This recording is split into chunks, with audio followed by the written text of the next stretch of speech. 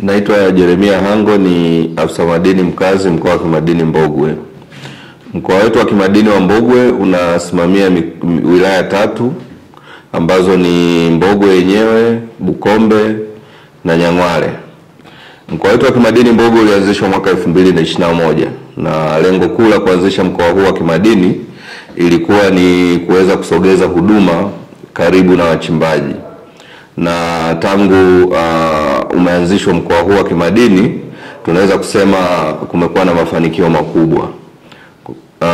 Tunaweza kusema hivi kutokana na ukweli kuwa tangu mkoa huu umeanzishwa, makusanyo katika mkoa huu wa kimadini yamekuwa yakiongezeka. Mwaka 2021-22 tuliweza kukusanya kiasi cha shilingi bilioni 21, lakini mwaka uliofuata tulikusanya bilioni 22. Mwaka wa fedha uliopita tumekusanya bilioni 27, lakini na mwaka huu wa fedha mpaka sasa hivi tumeshaweza kukusanya kiasi cha shilingi bilioni 22. Kwa hiyo tunaamini kwa mwelekeo huu tunaokwenda nao mpaka kufikia mwishoni mwa mwaka tutaweza kuzidi lengo lile ambalo tulikuwa tumekusanya katika mwaka wa fedha uliopita. Mkoa wetu wa kimadini wa Mbogwe, madini yanayochimbwa kwa kiasi kikubwa ni dhahabu. Yapo madini ujenzi ambayo nayo yanachimbwa, lakini kwa kiasi kikubwa makusanyo yetu zaidi ya 90% tunategemea kuyapata kutoka katika uchimbaji wa madini ya dhahabu. Mkoa wetu wa kimadini wa Mbogwe kwa kiasi kikubwa makusanyo tunayapata zaidi ya 60% tunayapata kutoka katika eneo la Nyang'hwale, ndiko ambako uchimbaji kwa kiasi kikubwa unafanyika.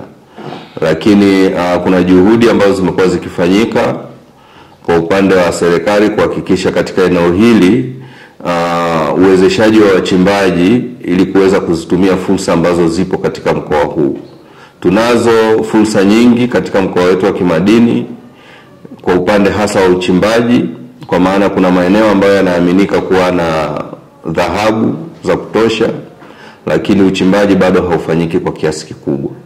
Sasa sisi kama ofisi kuna juhudi ambazo tumekuwa tukizifanya kuhakikisha kuwa fursa hizo zinaweza kutumiwa na wananchi.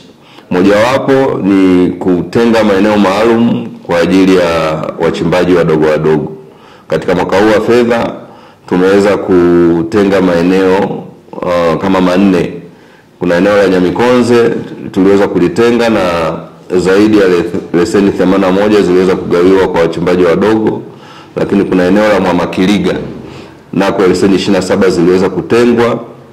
Kuna eneo la Bukombe na sasa hivi kuna eneo la Kigosi ambalo zaidi ya leseni 4000 zimeweza kutengwa na zoezi la ugawaji linaendelea kwa sasa hivi. Kwa hiyo eneo letu, mkoa wetu wa kimadini una fursa nyingi ambazo tunaamini zikitumiwa tunaweza kukusanya kwa kiwango kikubwa kuliko ambavyo tunakusanya sasa hivi. Kwa hiyo vile vile nitumie nafasi hii kuwakumbusha wale wamiliki wa leseni wote ambao wameshikilia leseni katika maeneo yetu ya mkoa wa kimadini Mbogwe hawazifanyii kazi. Kuna leseni za PL nyingi katika eneo hili ambapo ukienda site unakuta watu ambao wapo active kule wakifanya utafiti ni wachache sana. Lakini tuna leseni za uchimbaji wa kati, mining license 3, lakini zote hazifanyiwi uzalishaji. Kwa hiyo nitumie nafasi hii kuwaomba waweze kurudi kwa jinsi ambavyo walikuwa wamepanga, waweze kufanya kazi ili zile fursa zilizopo hapa ziweze kunufaisha serikali kama ambavyo tulikuwa tukitegemea wakati tukiwapa hizo leseni. Lakini vile vile tuwakumbushe kuwa kama wataendelea kutofuata ule utaratibu ambao unatakiwa, maana yake leseni hizo tutazifuta na kuweza kuwapatia wale watu wengine ambao watakuwa na nia ya kufanya kazi na sio kushikilia leseni. Lakini kwa upande wetu wa Mbogwe kuna fursa ambayo bado ipo kubwa kwenye biashara ya madini. Mkoa wetu wa kimadini una masoko mawili, kuna soko la Nyang'hwale na soko la Masumbwe. Katika masoko haya tuna changamoto ya uwepo wa dealers wenye uwezo mkubwa wa kuweza kuwa na uwezo wa kununua dhahabu. Kwa hiyo tuna hii changamoto, lakini vile vile ni fursa kwa wawekezaji wa ndani na nje kuweza kuja kuomba leseni za dealers na kuweza kufanya ununuzi wa dhahabu.